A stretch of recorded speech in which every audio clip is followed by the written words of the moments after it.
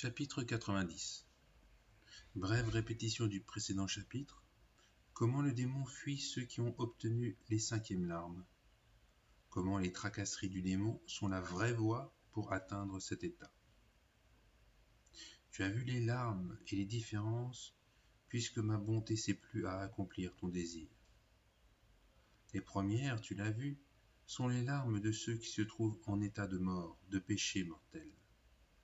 Tu as vu que leurs pleurs proviennent généralement du cœur, mais parce que leur volonté, d'où sont nées ces larmes, est corrompue, leurs pleurs en sortent corrompus et misérables, ainsi que toutes leurs actions.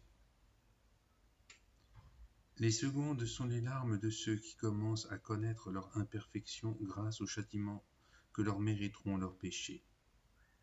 C'est par là que, grâce à ma bonté, commencent généralement tous les faibles qui, comme des ignorants, se noient au fond du fleuve pour n'avoir pas suivi la doctrine de ma vérité. Ils sont très nombreux cependant, ceux qui se connaissent sans éprouver dans cette connaissance une crainte servile, c'est-à-dire la peur du châtiment, et qui se mettent en route pleins d'une grande haine pour eux-mêmes et se jugent dignes de le recevoir. Quelques-uns, avec une bonne simplicité, se mettent à servir leur Créateur et s'affligent des offenses qui me sont faites. Ce sont évidemment ceux qui ont le plus de haine pour eux-mêmes, qui sont les plus susceptibles d'atteindre la perfection, bien qu'en pratiquant la vertu, tous puissent y parvenir. Les premiers, cependant, y parviennent plus tôt. Les uns doivent prendre garde de ne pas piétiner dans la crainte servile, les autres dans la tiédeur, dans cette simplicité même, car ils risquent, s'ils ne pratiquent pas la vertu, de devenir des tièdes. C'est là une vocation commune. Les troisièmes et quatrièmes sont les larmes de ceux qui, libérés de la crainte, sont parvenus à l'amour et à l'espoir, et goûtent ma miséricorde en recevant de moi tous ces dons et ces consolations qui font pleurer le cœur.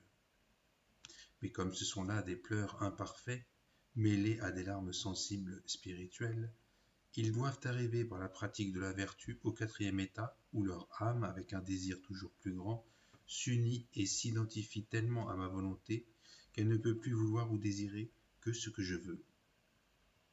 Revêtue de l'amour du prochain, elle pleure tout à la fois des larmes d'amour sur elle et des larmes de douleur sur les outrages et sur la perte du prochain. Cette perfection se mène à la 5e et dernière, où elle s'unit à moi en vérité, et où le feu de son saint désir croît tellement que le démon fuit et ne peut entamer cette âme ni avec les injures qu'elle subit, son amour pour le prochain la rend très patiente, ni avec des consolations spirituelles ou temporelles, puisqu'elle les méprise avec toute sa haine et une sincère humilité. Il est vrai cependant que le démon, de son côté, ne dort jamais. Par là, il devient un exemple pour ces négligents qui gaspillent leur temps à dormir au lieu d'acquérir.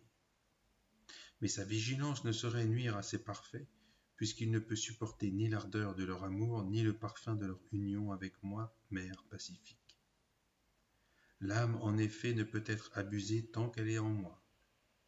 Aussi fuit-il comme la mouche fuit la marmite qui bout, tant elle a peur du feu. Si la marmite était tiède, elle n'en aurait pas peur. Elle y entrerait, bien que souvent elle y meure à cause de la chaleur qu'elle n'y soupçonne pas. Il en est ainsi pour l'âme avant sa perfection. Le démon, la croyant tiède, y pénètre avec ses nombreuses tentations. Mais comme cette âme a des dispositions de connaissance, d'ardeur et de haine pour le péché, elle résiste, et pour ne pas céder, elle enchaîne sa volonté avec la haine et avec l'amour. Que toute âme se réjouisse donc, qui se sent tourmentée. Tel est le chemin pour atteindre le doux et glorieux état. Je t'ai déjà dit que c'est par la connaissance et la haine de vous-même et par la connaissance de ma bonté en vous qu'on arrive à la perfection. Jamais l'âme ne sait aussi bien si je l'habite qu'au moment de la bataille. Comment? Je vais te le dire. Elle se connaît bien quand, lors de ces combats, elle ne peut ni s'en éloigner, ni faire qu'il ne soit pas. C'est alors qu'elle connaît qu'elle n'est rien. Sa volonté peut seulement refuser de consentir, pas autre chose. Si elle était quelque chose par elle-même, elle se débarrasserait de ce qu'elle ne veut pas. C'est ainsi qu'elle devient humble par la vraie connaissance d'elle-même. C'est avec la lumière de la très sainte foi qu'elle court vers moi, Dieu éternel, dont la bonté lui conserve sa bonne volonté et l'empêche de céder aux misères qui la tourmentaient au moment de la bataille. Vous avez donc raison de vous fortifier avec la doctrine du doux et amoureux Verbe, mon Fils unique, au moment des tentations, des peines, de l'adversité, qu'elles proviennent des hommes ou du démon. Elles accroissent votre vertu et vous procurent la grande perfection. Chapitre 91. Comment ceux qui désirent les larmes des yeux et ne peuvent les obtenir reçoivent celles de feu. Pourquoi Dieu retire les larmes corporelles? Je t'ai parlé des larmes parfaites et des imparfaites. Je t'ai dit comment elles proviennent toutes du cœur. C'est de cette coupe que coulent toutes les larmes. Aussi peut-on appeler toutes les larmes cordiales. Leur seule différence réside dans l'amour qui peut être ordonné ou désordonné, parfait ou imparfait, ainsi que je te l'ai déjà dit. Il me reste à te parler maintenant pour satisfaire ton désir, de ceux qui voudraient la perfection des larmes et qui, semble-t-il, ne peuvent l'obtenir. Y a-t-il d'autres larmes que celles des yeux? Oui. Il y a des pleurs de feu, c'est-à-dire de véritables et saints désirs. On se consume dans sa volonté d'amour. On voudrait fondre en larmes sa propre vie pour la haine qu'on a de soi-même, pour l'amour du salut des âmes, et on semble ne pas y arriver. Je dis de cela qu'ils ont des larmes de feu, et que c'est le Saint-Esprit qui pleure en eux devant moi, pour eux-mêmes et pour le prochain. J'entends par là que c'est ma divine charité qui allume avec sa flamme ces âmes qui m'offrent le désir qu'ils ont de pleurer pour l'amour de moi et qui ne peuvent pas y parvenir. Voilà les larmes de feu, et c'est en ce sens que je disais que l'Esprit Saint pleure. Ne pouvant m'offrir de vraies larmes, ils m'offrent le désir qu'ils ont de pleurer pour l'amour de moi. Mais s'ils ouvrent l'œil de l'intelligence, ils voient qu'en tous ceux de mes serviteurs qui répandent devant moi le parfum d'un saint désir et d'humble et continuelle prière, c'est le Saint-Esprit qui pleure pour eux. C'est ce que semblait entendre le glorieux saint Paul quand il disait que l'Esprit Saint pleurait pour vous devant moi, le Père, avec un ineffable gémissement. Tu vois donc que le bienfait des larmes de feu n'est pas moindre. Souvent il est plus grand que celui des larmes d'eau, mais il dépend de la profondeur de l'amour.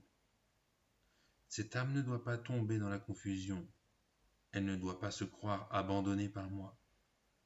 Si elle ne peut obtenir les larmes qu'elle désire, elle doit les désirer avec une volonté qui s'accorde avec la mienne, pliée à mon oui et à mon non. Parfois, je ne lui permets pas de pleurer des larmes corporelles afin qu'elle se tienne toujours humblement en ma présence, dans une continuelle prière, dans le continuel désir de me goûter. En effet, obtenir de moi tout ce qu'elle demande ne lui serait pas d'un aussi grand profit qu'elle le croit. Elle se cantonnerait dans la joie d'avoir obtenu ce qu'elle désirait, elle relâcherait cette volonté et ce désir avec lequel elle me priait. Pour son propre enrichissement et non pour son amoindrissement, je m'abstiens donc de lui donner les larmes des yeux. Je lui donne les larmes spirituelles remplies du feu de ma divine charité. Aussi en tout lieu et en tout temps me seront-elles agréables, pourvu que l'œil de son intelligence ne cesse pas de fixer ma vérité éternelle avec amour. Car si je suis le médecin, vous êtes les malades. Je donne à vous tous ce qui est nécessaire à votre salut et à vos progrès dans la perfection. Telle est la vérité, tel est l'exposé que je te fais sur les états des larmes, ma chère enfant, moi, vérité éternelle. Plonge-toi dans le sang du Christ crucifié, de l'humble, du douloureux, de l'immaculé agneau, mon Fils unique, en accroissant toujours ta vertu, afin qu'en toi s'alimente le feu de ma divine charité. Chapitre 92. Comment des 5 états de larmes, les 4 premiers donnent une infinie variété de larmes. Comment Dieu veut être servi d'une manière infinie et non pas finie. Ces 5 états sont comme 5 chenaux principaux, dont 4 donnent une abondante et infinie variété de larmes qui toutes engendrent vie, si elles sont pleurées dans la vertu. Comment infini? Je ne dis pas qu'en cette vie vous voyez une infinité de larmes, mais je les appelle infinies à cause de l'infini désir de l'âme. Je t'ai dit comment les larmes procèdent du cœur, comment le cœur les porte aux yeux après les avoir recueillis dans son désir enflammé. Le bois vert au milieu du feu gémit son eau à cause de la chaleur. Il est vert. S'il était sec, il ne gémirait pas. De même, le cœur, reverdi par la grâce renouvelée, n'a plus la sécheresse de l'amour-propre qui dessèche l'âme. Ainsi, feu et larmes sont unis et forment un désir embrasé. Mais parce que le désir ne finit jamais et ne se rassasie point en cette vie, il pense au contraire aimer le moins alors qu'il aime le plus. La charité ne cesse pas de désirer, et c'est de désir que les yeux pleurent. Cependant, séparée du corps et arrivée à moi qui suis sa fin, l'âme n'abandonne pas son désir. Elle ne cesse pas de désirer et moi-même et la charité du prochain. En effet, la charité est entrée au ciel comme une souveraine, avec le fruit de toutes les autres vertus. La douleur est vraiment finie, ainsi que je te l'ai dit, puisqu'en me désirant, cette âme me possède, en vérité, sans aucune crainte de perdre ce qu'elle a si longtemps désiré. Voici comment sa faim se nourrit. Affamée, elle est rassasiée, rassasiée, elle est affamée, mais le dégoût est bien loin de la satiété, la souffrance est bien loin de la faim, puisque l'âme a atteint toute perfection. Ainsi donc votre désir est infini. S'il ne l'était point, il serait sans valeur, et toute vertu serait inutile si je n'étais servi qu'avec ce que vous avez de fini. Car je suis votre Dieu infini, et je veux être servi avec ce que vous avez d'infini. Or d'infini, vous n'avez que l'amour et le désir de votre âme. C'est pourquoi j'ai dit qu'il était une infinie variété de larmes. Telle est la vérité à cause de l'infini désir qui est lié aux larmes. Les larmes, quand l'âme a quitté son corps, demeurent dehors, mais l'amour a attiré le fruit des larmes et l'a consumé comme une fournaise d'eau. Non pas que l'eau soit en dehors de la fournaise, mais la chaleur du feu l'a consumée et absorbée. De même, l'âme qui arrive à goûter le feu de ma divine charité est sortie de cette vie avec le sentiment de mon amour, de celui de son prochain et avec l'amour d'union qui lui faisait verser des larmes. Ceux-là ne cessent jamais de m'offrir leurs désirs bienheureux et leurs larmes heureuses. Non point celles des yeux, ils ont été brûlés dans la fournaise, mais ces larmes de feu de l'Esprit Saint. Tu as donc vu comment ces larmes sont infinies, bien qu'en cette vie il ne soit point de langue capable de dire combien de pleurs se peuvent pleurer quand on est parvenu à cet état. Mais tu sais maintenant quelles sont les différences entre les 4 variétés de larmes. Chapitre 92. Du fruit des larmes des mondains. Il me reste à te parler du fruit des larmes pleurées avec désir et de leur effet dans l'âme.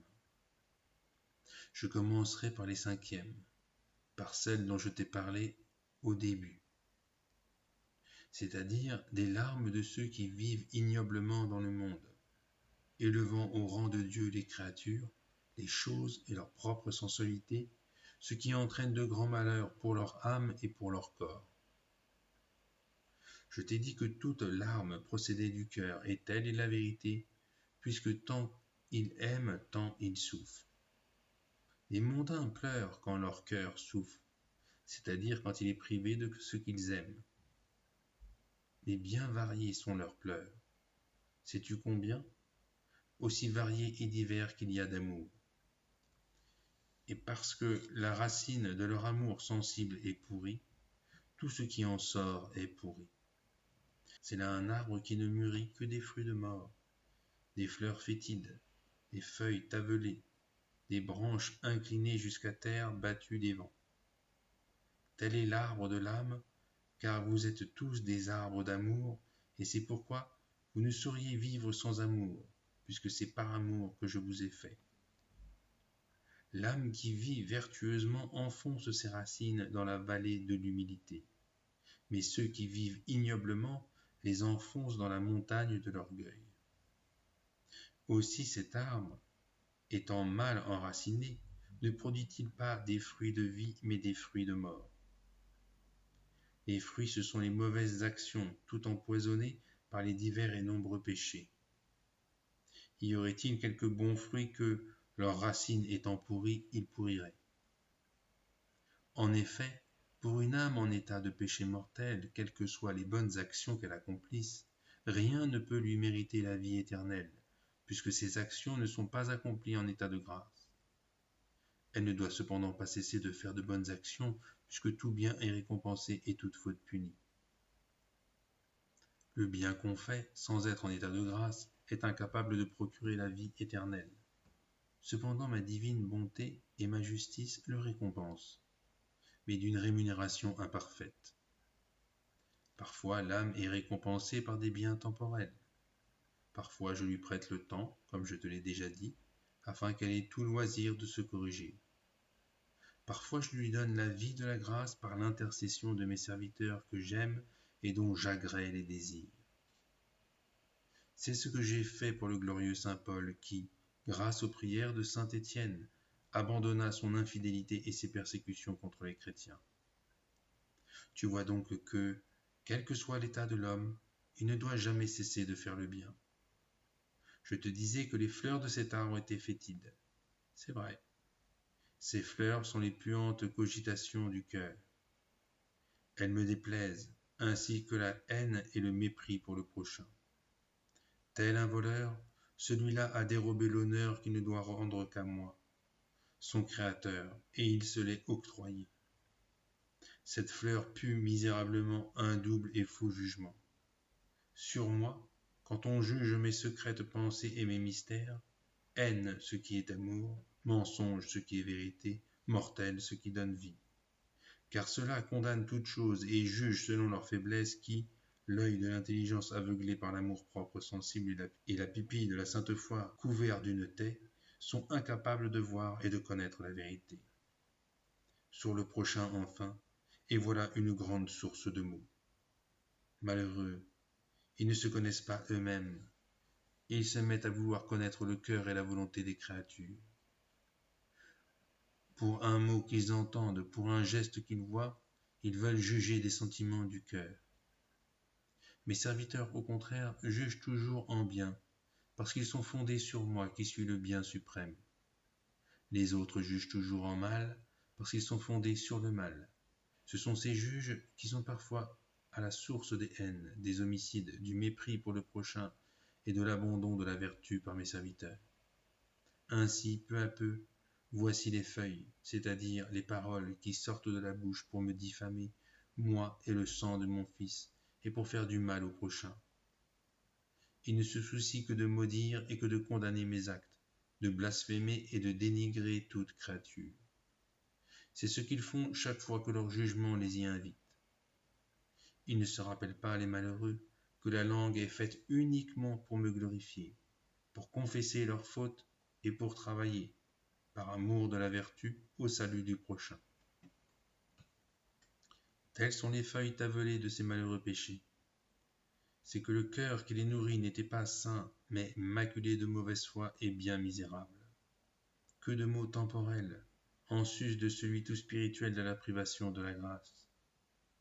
N'avez-vous pas vu ou entendu dire combien les paroles bouleversent les états, ruinent les cités, engendrent de meurtres et toutes sortes de maux? C'est qu'une parole a pénétré jusqu'au centre du cœur de celui à qui elle a été dite. Elle a pénétré là où le glaive n'aurait pas pu passer. Je dis que cet arbre a 7 branches qui plient jusqu'à terre et dont les fleurs et les feuilles sont telles que je te les ai décrites. Ce sont les 7 péchés mortels, lourds de tous les autres péchés rattachés à la racine et à la souche de l'amour-propre et de l'orgueil. Celle-ci a d'abord produit les branches et les fleurs des cogitations. Les feuilles des paroles et les fruits des mauvaises actions sortent après. Les branches des péchés mortels sont pliées jusqu'à terre, c'est-à-dire qu'elles ne se dirigent jamais que vers la terre des fragiles choses de ce monde non ordonné en moi. Elles ne regardent que la manière dont elles pourront se nourrir de terre, insatiablement, car jamais elles ne seront rassasiées. Elles sont instables et insupportables à elles-mêmes. Il est juste que cela soit toujours inquiet, puisqu'ils se mettent à désirer et à vouloir ce qui ne saurait les rassasier. Et voici pourquoi ils ne peuvent se rassasier. Ils n'ont de faim que pour les choses finies, alors qu'ils sont eux-mêmes infinis, car leur être ne finit jamais, bien qu'ils finissent à la grâce à cause du péché mortel. Or, c'est l'homme qui est au-dessus de toutes les choses créées et non pas les choses créées au-dessus de l'homme. Voilà pourquoi ils ne peuvent ni se rassasier ni se tranquilliser qu'avec des biens plus grands qu'eux-mêmes. De plus grand qu'eux-mêmes, il n'y a que moi, Dieu éternel, et c'est pourquoi je suis seul à les rassasier. Mais parce qu'ils en sont privés à cause du premier péché, ils vivent en des peines et des tourments continuels. Après les souffrances viennent les larmes. Alors des vents surviennent qui secouent l'arbre de la sensualité, principe de leur vie. Chapitre 94. Comment les 10 mondains qui pleurent sont secoués par 4 vents. Tantôt c'est un vent de prospérité ou d'adversité, tantôt un vent de crainte ou de remords. Il y a donc 4 vents. Le vent de la prospérité nourrit l'orgueil avec beaucoup de présomption dans l'enflure de soi-même et le mépris du prochain. S'il s'agit d'un puissant de la terre, on le verra agir avec injustice, avec vanité, d'une manière immonde, corporellement et spirituellement, dans l'intérêt de sa propre considération et avec combien d'autres horreurs que ta langue ne saurait raconter. Ce vent de la prospérité est-il corrompu en lui-même? Non pas, ni celui-ci ni les autres. Ce qu'il y a de corrompu, c'est la racine principale de l'arbre qui pourrit tout le reste. En effet, c'est moi qui envoie et qui donne tout ce qui est. Or je suis suprêmement bon. Tout ce qui est dans ce vent de prospérité est donc bon.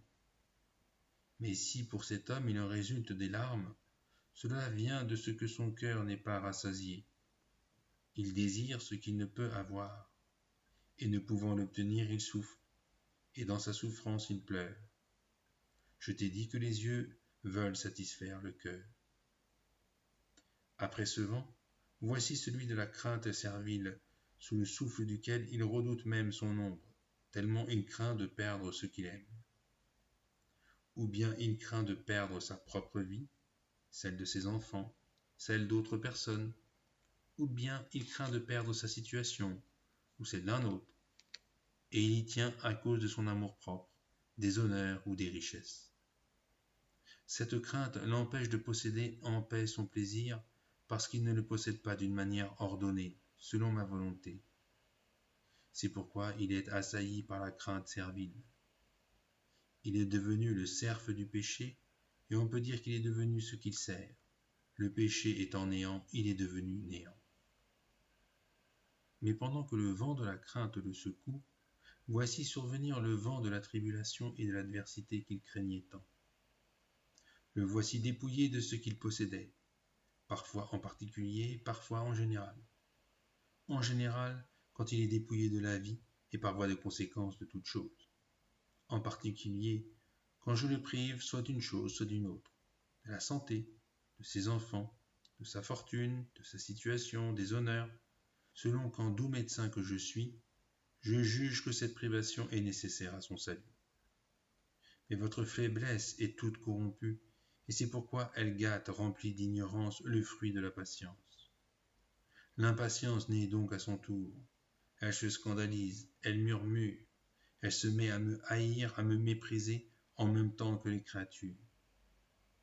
Tout ce que je lui envoie, et qui est sa vie même, elle le reçoit comme s'il s'agissait de sa mort, avec autant de souffrance qu'elle avait jadis d'amour. Le voilà réduit à ces larmes afflictives de l'impatience qui dessèche l'âme et la tue en lui enlevant la grâce. Elle dessèche et consume le corps. Elle l'aveugle spirituellement et corporellement. Elle le prive de toute joie. Elle le prive de l'espérance parce qu'il est privé de ce qui faisait sa joie. C'est dans ce qui lui est ôté qu'il faisait reposer son amour, son espérance et sa foi. Aussi le voilà-t-il en pleurs.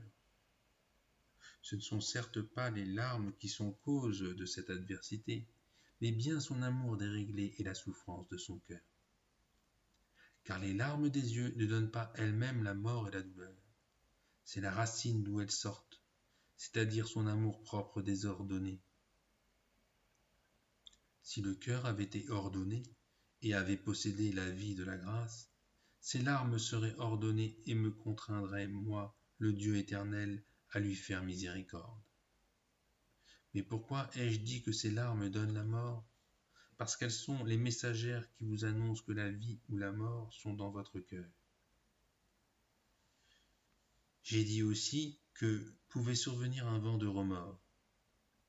C'est encore ma divine bonté qui l'envoie lorsque, après avoir essayé de les attirer à moi, soit avec l'amour, soit avec la crainte, afin d'élever leur cœur à aimer avec vertu, après avoir essayé les tribulations afin de leur faire connaître la fragilité et l'inconstance du monde, je leur procure, si rien n'a servi, et parce que je les aime ineffablement, un haut-le-cœur qui leur fait ouvrir la bouche et vomir leurs péchés dans la sainte confession.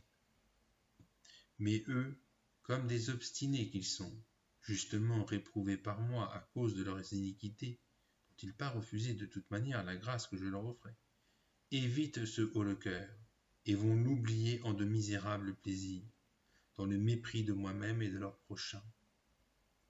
Tout cela n'arrive que parce que la racine est pourrie, et avec elle l'arbre tout entier. Tout alors devient mortel, et ils vivent dans les souffrances, dans des tristesses, des pleurs continuels. S'ils ne se corrigent pas, alors que le temps leur permet encore d'user de leur libre arbitre, ils passent de ces pleurs du temps fini aux pleurs éternelles. Ainsi pour eux, ce qui était fini deviendra infini, parce qu'ils ont pleuré avec une haine infinie pour la vertu, c'est-à-dire avec un désir fondé sur la haine, et ce désir était infini.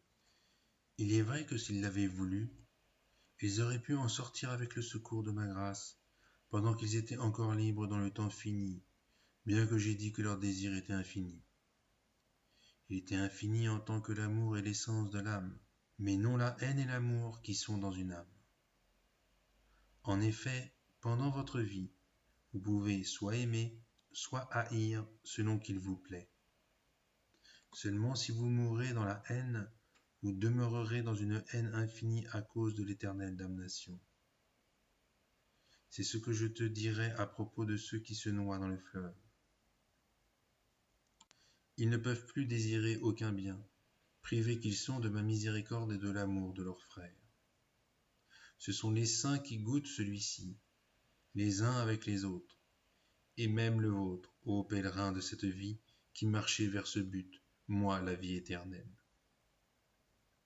Ni les prières, ni les aumônes, rien ne leur profite. Ils sont des membres retranchés du corps de ma divine charité, pour n'avoir pas voulu pendant leur vie être unis à l'obédience de mes saints commandements, dans le corps mystique de la Sainte Église, et obéir à sa douceur qui vous dispense le sang de l'agneau immaculé. C'est pourquoi ils reçoivent pour fruit l'éternelle damnation dans les pleurs et les grincements de dents. Tels sont ces martyrs du démon. Celui-ci les récompense comme il en a été lui-même récompensé. Tu vois donc que ces larmes procurent des fruits de douleur pendant cette vie et enfin la compagnie éternelle avec les démons. Chapitre 95. Du fruit des deuxième et troisième larmes. Il me reste à te dire maintenant le salaire de ceux qui ont commencé à abandonner le péché par crainte du châtiment et à acquérir la grâce. Il en est qui sortent de la mort du péché mortel par crainte du châtiment. C'est ce qui arrive communément, je te l'ai déjà dit. Quels fruits en tirent-ils? Ils commencent par ordonner au libre arbitre de vider la maison de leur âme de toute immondice. L'âme purifiée de toute faute reçoit alors la paix de la conscience. Elle commence à régler sa volonté, à ouvrir les yeux de son intelligence pour bien voir ce qu'il en est, car, avant ce nettoyage, elle ne voyait que le désordre de ses péchés. Elle commence à recevoir quelques consolations. Le verre de la conscience, en effet, se tient tranquille, comme s'il attendait de goûter au mets de la vertu. C'est un peu ce que fait l'homme qui, après avoir soigné son estomac et l'avoir débarrassé des humeurs, tourne son appétit vers la nourriture. Cette âme fait de même. Elle aussi attend que la main du libre arbitre, poussée par le désir d'une vertueuse nourriture, mette le couvert. Car une fois le couvert mis, on attend qu'on serve. Il en est bien ainsi puisque, toute craintive encore, mais purifiée de ses péchés, l'âme reçoit le second fruit, c'est-à-dire les secondes larmes, par lesquelles, grâce à sa volonté d'amour, elle commence à remplir sa maison de vertu.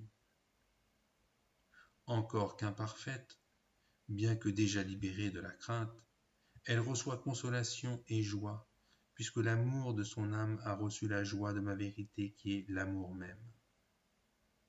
C'est à cause de cette joie et de ces consolations trouvées en moi qu'elle commence à aimer si doucement, et qu'elle sent toute la douceur de la consolation qui lui vient de moi ou des créatures. En pratiquant cet amour qui est entré dans la maison de leur âme nettoyée par la crainte, ceux-là commencent à recevoir les fruits de ma divine bonté, d'où ils tiennent leur âme. Dès qu'ils possèdent cet amour, ils commencent à le goûter, parce qu'ils reçoivent de nombreuses consolations. Enfin, s'ils persévèrent, s'ils passent de la crainte à l'amour de la vertu pour récompense, l'âme peut dresser sa propre table. Arrivée aux troisièmes larmes, elle dresse dans son cœur la table de la très sainte croix, puis, l'ayant dressée, elle y trouve pour nourriture le doux et amoureux Verbe. Témoignage de mon honneur et de votre salut, puisque c'est pour devenir votre nourriture que son corps a été ouvert. Alors elle commence à se nourrir de mon honneur et du salut des âmes, pleine de haine pour elle-même et de dégoût pour le péché. Quel bienfait cette âme reçoit-elle de ces troisièmes larmes? Je vais te le dire. Elle reçoit une fermeté fondée sur la sainte haine de la sensualité, l'aimable bienfait d'une sincère humilité, une patience qui ne se scandalise jamais et garantit l'âme contre toute souffrance. Seule la volonté sensuelle en effet se scandalise des outrages, des persécutions, des consolations temporelles et spirituelles, et c'est d'ailleurs ce qui la fait tomber dans l'impatience. Parce que cette volonté est morte, avec un doux désir mêlé de larmes, elle commence à goûter le fruit des larmes de la douce patience. Ô fruit de grande suavité, que tu es doux pour celui qui te goûte et qui de l'amertume savoure la douceur. Combien tu m'es agréable à moi-même. Sous les injures, tu demeures calme. Sur la mer déchaînée que les vents dangereux agitent en soulevant la frêle nacelle de l'âme, tu demeures tranquille et pacifique, sans éprouver nul dommage. La frêle nacelle, tu le sais, est protégée par ma douce, mon éternelle et divine volonté. Tu es revêtu d'une ardente et sincère charité qui ne permet pas à l'eau d'y pénétrer. Ô mon enfant bien-aimé, cette patience est reine, elle habite la forteresse de la fermeté. Elle est toujours victorieuse, elle ne succombe jamais. Elle n'est pas seule, elle est accompagnée de la persévérance. Elle est la moelle de la charité. Elle est celle qui témoigne que le vêtement de la charité est son habit nuptial. S'il est déchiré par l'imperfection, elle le montre aussitôt par le manque de patience. Toutes les autres vertus peuvent quelquefois se maquiller et se montrer parfaites, alors qu'elles sont imparfaites. À tes yeux seuls, elles ne peuvent se cacher. Mais si dans l'âme il y a cette douce patience, moelle de la charité, on peut être sûr que toutes les autres vertus sont bien vivantes et parfaites. Mais si elle est absente, voilà la preuve que toutes les autres vertus sont imparfaites, et ne sont point encore parvenues à la table de la très sainte croix, où cette même patience a été conçue dans la connaissance de soi-même et de ma bonté, enfantée dans la sainte haine et ointe d'humilité. À cette patience, la nourriture de l'honneur de moi-même et le salut des âmes n'est jamais refusée. C'est elles, au contraire, qui sont nourries continuellement. Telle est la vérité. Regarde, ma très chère enfant, les doux et glorieux martyrs. C'est par leur patience qu'ils mangèrent la nourriture des âmes. Leur mort donnait la vie.